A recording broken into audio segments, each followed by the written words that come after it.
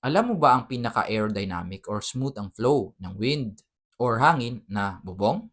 Ito ang butterfly roofing. Hi, ito yung Kuya Architect. Ang V-shape ng isang butterfly roof allows wind to flow smoothly sa kanyang upper part at naiiwasan mamuo ang mga uplift ng mga forces na maaaring tumangay pataas sa mga bubong.